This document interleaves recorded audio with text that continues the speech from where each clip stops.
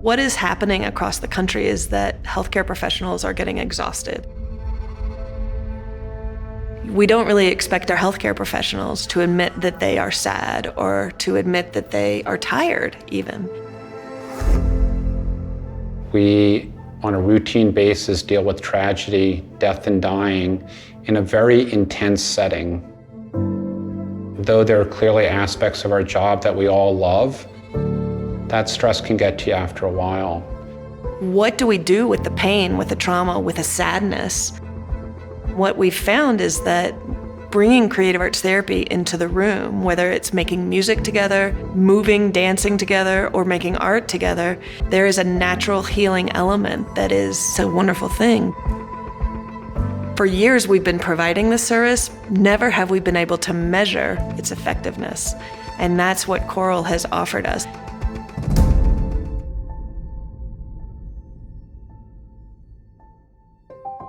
One day I got an email from the university that said the National Endowment of the Arts was looking for grant applications to try to see how the arts could really be proven to be beneficial for society. It's nice to go to a museum, it's nice to go out into nature, it's nice to listen to music, but does it really make a difference? And they wanted the scientific evidence for that. Based on that grant application, it said that you needed to partner with 2 community arts groups. I asked around, and one person referred me to Catherine and the Ponzio Creative Arts Group, and someone else referred me to the Lighthouse Writers Workshop and Michael Henry. And we met and sort of said, this sounds like a great idea. It took about a month for us to figure out that we were a great match professionally in bringing together the arts therapy, and science and research, and figuring out a way to study the effectiveness of creative arts therapy to reduce burnout amongst healthcare professionals. Lighthouse, as a literary arts nonprofit, has been doing community engagement work for years now, with the idea that exploring creative writing is a way to not only allow people to come to know themselves better, but to connect with other people in a small workshop setting. So when Mark said, we're going to do a real live research study with a control group and things like that, I was really, really excited, because I thought at the very least we can gather some data that shows how creative writing can make those positive impacts. There are challenges with all this. I think having met with some of the participants in our study, I think it's going to be transformative. Hi, I'm Melissa. I'm a clinical social worker on an adult inpatient psychiatry unit. Burnout is hard to articulate. For me, it looked like feeling unmotivated at my job, feeling like I wasn't making an impact or I wasn't doing my job well. I was just feeling really exhausted. Hi, I'm Stephanie, and I am a certified child life specialist. The thing I love most about my job is the fact that this is really the perfect blend of what I wanted. I wanted to be in healthcare, but I didn't have to do those invasive procedures, and I could help children understand their experience and really master it. But my job is really hard. I have had to explain to kids when they're gonna die, and that's not easy. Before finding out about this program, I was definitely headed for some state of burnout. Where I saw it impacting me the most was my ability to care for my own special needs son. I got to the point where I had considered leaving the healthcare profession altogether. My name is Brittany, and I'm an ER nurse at Children's Hospital of Colorado. I love working with kids and also just having a job where I could go home feeling like I did something to help people.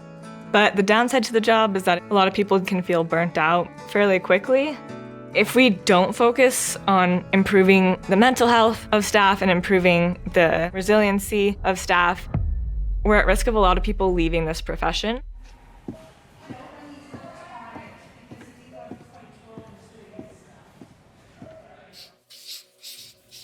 So a typical session for choral would include our community coming together. Usually our workshops so far have been up to 15 people at a time. And we gather together around a table usually, or around a circle, and we check in and talk about how the last week has been. And that check-in becomes very important because it helps everyone show up to the room. After we have recognized how we've been feeling and actually give names and identify our emotions, then we start making art. I remember walking into my first session and thinking I was probably going to turn back around. There were a lot of instruments out, and I am not remotely musically inclined. It was really intimidating. I loved that the facilitator really put it out there that he knew some people were going to be intimidated. He created a setting where there's no judgment, and it's been super helpful for me as an individual to know that I can just express myself. You always start out a session by saying hello in some way, and that's usually a great time to integrate the musical part of it. I almost always make people play an instrument, just to, here's an instrument in your hands and here's the sound that comes out, and wow, let's notice how that sounded the way it came out of you and maybe not the way it came out of somebody else. And we start to notice that we're all kind of creative just by sitting in a room and making sounds. I never have considered myself a writer. I actually never really liked it growing up. And in school, I didn't like reading and writing classes. But this is different because I get to choose what I write about. And if I feel like sharing, I can with other people who do relate and who have had similar experiences. So they understand what I'm going through and they can share stories that are similar to mine. They loved hearing one another's stories, to know that other people have been going through some of the same things that they've been going through. And I just absolutely love that, because then you see them actually bonding with one another. And my role as an instructor, I get to step back and just let the conversation happen then.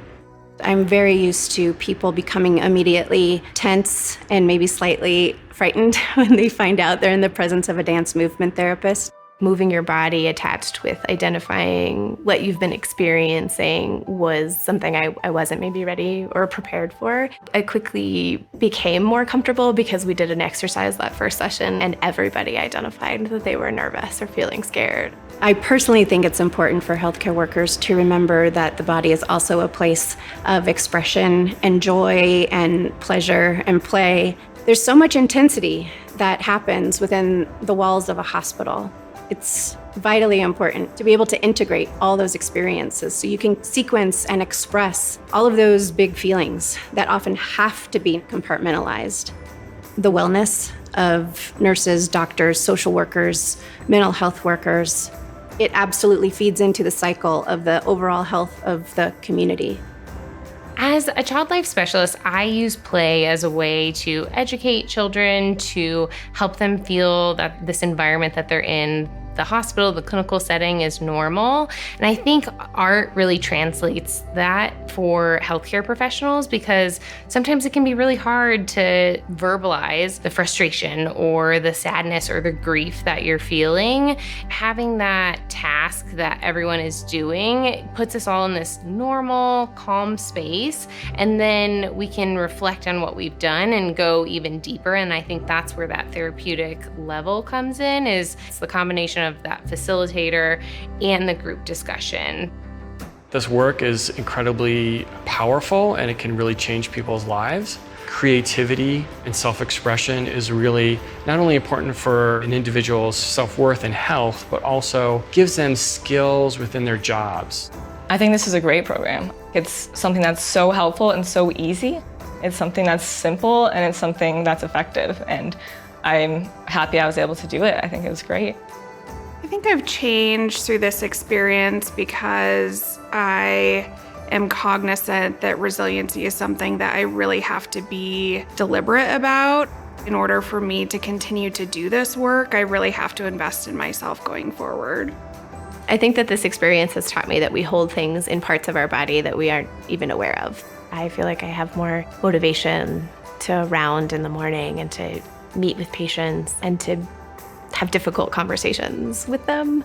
If I don't know how to process, or if I don't have the words to talk about how difficult a day was, I now have an outlet that could help.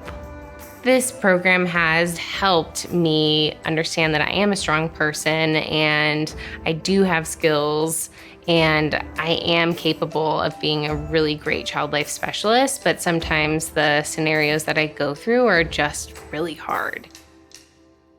I think people find it hard to believe that making art can actually heal someone.